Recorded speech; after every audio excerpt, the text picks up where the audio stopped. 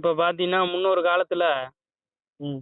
வந்து ஒரு சிவனோட பக்தன் ஒருத்தன் இருந்தான். அவனுக்கு வந்து 7 வயசுல இருந்தே சிவபெருமான் மேல அவ்வளோ நம்பிக்கை.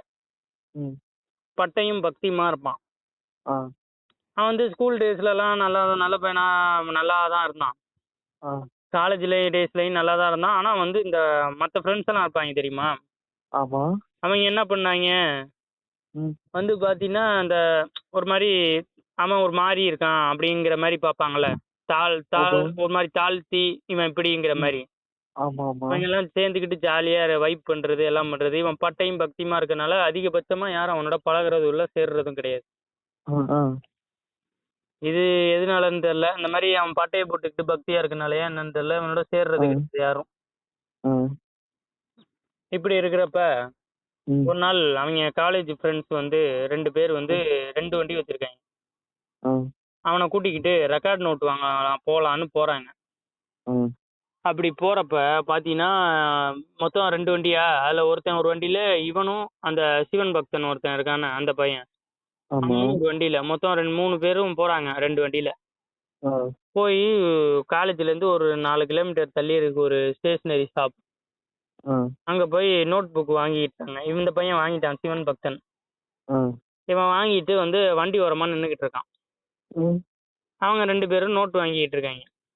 ம். அப்படி இருக்கிறப்ப பார்த்தீங்கன்னா, இவன் வண்டி ஓரமா நின்னுகிட்டு இருக்கப்ப பார்த்தீங்கன்னா, ஆ.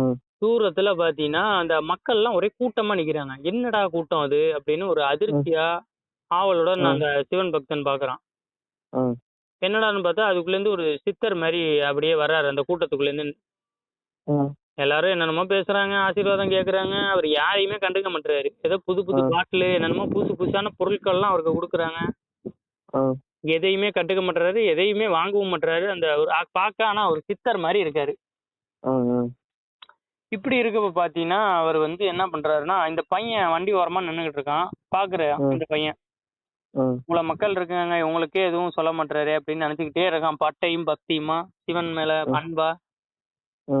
அப்படி இருக்கிறப்ப பார்த்தீங்கன்னா, இவரு வந்து அந்த பையனுகிட்ட வந்து ஆ. ஒரு அழகான ஒரு சிரிப்பா சிரிச்சுட்டு போறாரு இவன பார்த்துட்டு அப்படியே மெதுவா. ஆ. அப்படி மெதுவா போயிட்டு இருக்கப்ப பார்த்தீங்கன்னா, டக்குன்னு இவனுக்கு ஒரு இன்பம். ஆ. அடடா! இவரு நம்மள பார்த்து சிரிச்சுட்டாரே அப்படின்னு ஒரு சிவன் பக்தனுக்கு ஒரு மகிழ்ச்சி. ஆ. உடனே என்ன பண்றான், ஹோட்டலுக்கு போய் ஒரு ரூ. 30க்கு ஒரு புளியோதரை ஒரு பார்சல் வாங்கிட்டு வந்து, ஆ.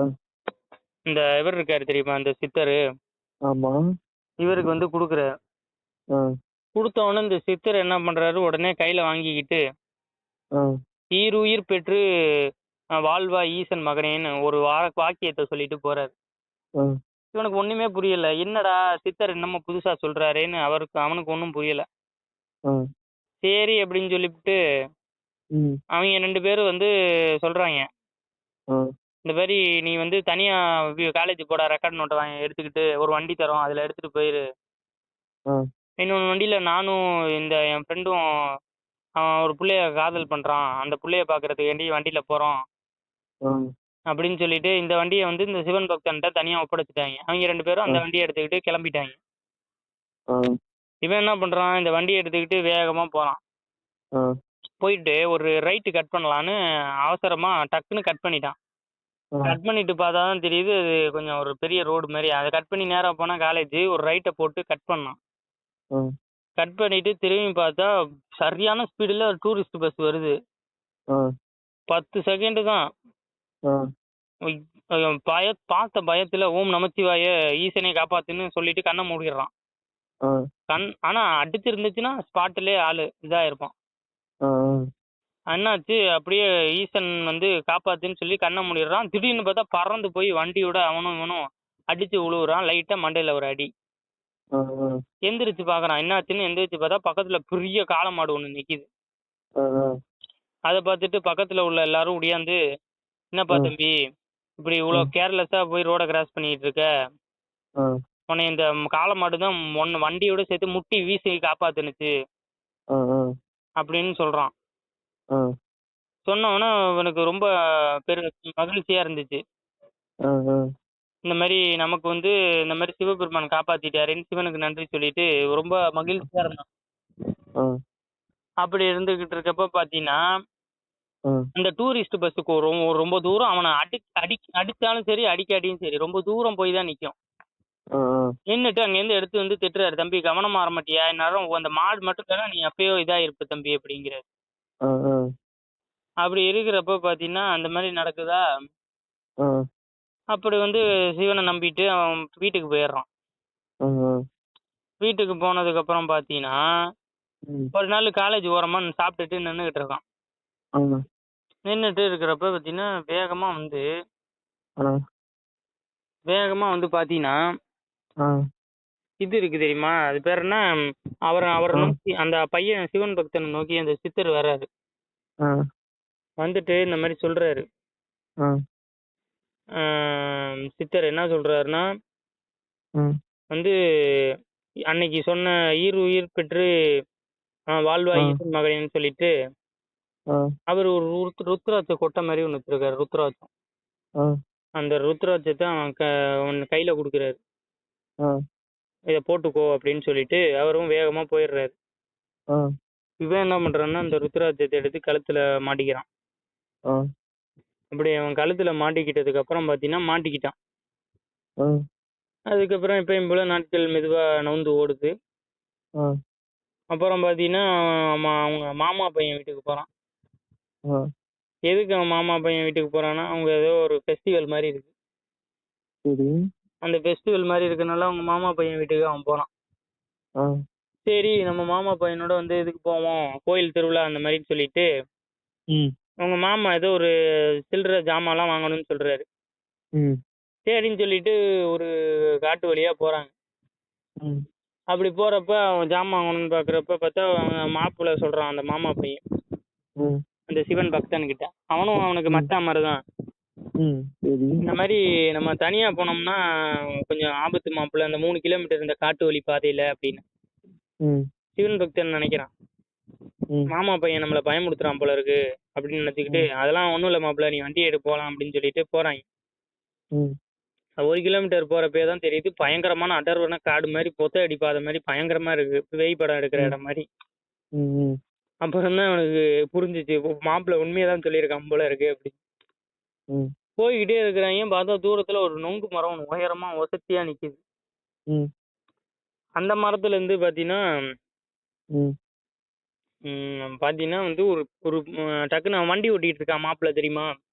ம், அவன் பாக்குறான், நொங்கு மரத்துல இருந்து வேகமா ஒரு பொண்ணு குதிச்சு வேகமா எங்கேயோ ஓடுது. ஆ, இவன் வந்து கேக்குறான், மாப்பிள்ளை நீ பாத்தியா மாப்பிள்ளை இவனே அப்படின்னு கேக்குறான். ஆ, இல்லையே அப்படிங்கிறான் சிவன் பக்தன். ஆ, என்னதுன்னு கேக்குறப்ப இந்த மாதிரி ஒரு நொங்கு மரத்துல இருந்து ஒரு பொண்ணு குதிச்சு ஓடுது மாப்பிள்ளை கீழே ஆ, அப்படின்னு. ஆ, அப்படி இல்லைன்னு சொன்னோன்னே கொஞ்ச நேரத்துல போனவங்க டக்குன்னு 2 வண்டியும் அப்படியே கரண்ட் அப்படியே 2 பேர் கீழே விழுந்துடுறாங்க. ஆ, விழுந்தவொடனே சரின்னு நார்மலா வண்டியெல்லாம் தூக்கி எந்திரிச்சு ஆ, ஆ, 2 பேரும் உட்காந்து ம், போறாங்க வண்டியில ஆ, வீட்டுக்கு. ஆ, போறப்ப பாத்தீங்கன்னா ஆ, ஒரு அந்த சித்தர் மாதிரி ஒருத்தர் இருந்தார்ல, அவர் வழியில ஒருத்தர் கம்பை வச்சுக்கிட்டு நிக்கிறாரு. ஆ, அவரை பார்த்துட்டு சிவன் பக்தன் சொல்றான், மாப்பிள்ளை ஓரமா வண்டியை நிப்பாட்டு, ஆ, அவரு சிவனடியார் தான், அவர் நம்மகிட்ட பார்த்து பேசி ஆசி வாங்கிட்டு போவோம்னு சொல்றான். ஆ, அப்ப இவன் சொல்றான், ஆ, சும்மா இரு இவனே, இந்த மாதிரி அவங்க ஆ, பைத்தியக்காரங்களா இருப்பாங்க, நம்மளை அப்புறம் பிடிச்சி வச்சுக்குவாங்க, நம்மள்ட்ட உள்ளதை ஏதாச்சும் பிடுங்கிடுவாங்கன்னு சொல்லிட்டு வேகமா வண்டியை திருவி வீட்டுக்கு விட்டுடுறா. ஆ, வீட்டுக்கு வந்துட்டு ஆ, தூங்கிடுறாங்க. அடுத்த நாள் காலையில ஆகுது, ஆ, 10 மணி வரையும் ஆகுது. அந்த பையன், அந்த மாமா பையன் சொன்னேன்னா, அவன் எந்திரிக்கவே மாட்டான், தூங்கிக்கிட்டே இருக்கான். ஆ, என்னன்னு எல்லாம் எழுப்பி விட்டு பாக்குறாங்க. அப்புறம் எழுப்பி விட்டா கடைசியில எந்திரிக்கிறான். ஆ, இவன் இருக்கான் தெரியுமா, அந்த சிவன் பக்தன் போய் எழுப்பி விடுறான். அவனை பார்த்து மிரண்டு போய் ஓரமா வீட்டு ஓரத்துல போய் உட்காந்துக்கிறான். ஆ, செதறான், அவனை பார்த்தாலே பக்கத்துல வந்தாலே மிரள்றான். அதை பார்த்துட்டு வீட்டுல உள்ளவங்களுக்கு எல்லாம் ஒரே அதிர்ச்சி ஆயிடுச்சு. ஆ, என்னடா இந்த பையன் மிரண்டுகிட்டே இருக்கானே அப்படின்னு சொல்லிட்டு பாக்குறப்ப, இவனை கிட்ட கிட்ட வராதீங்க, எனக்கு பயமா இருக்கு அப்படின்னு ஒரு மாதிரி அழுகுறான் விதமா. ஆ, சரி ஏதோ வந்துருச்சு போல உடம்புக்குள்ளன்னு சொல்லிட்டு ஆ, அப்புறம் முனீஸ்வரர் கோயிலுக்கு கூட்டிட்டு வராங்க. ஆ, இந்த முனி கோயிலுக்கு கூட்டிட்டு போய் ஆ, அவனுக்கு வந்து என்னாச்சு அப்படின்னு அந்த குரு பூசாரி மாதிரி ஒருத்தர் இருப்பாரு, ஆ, அவர்கிட்ட கேக்குறாங்க.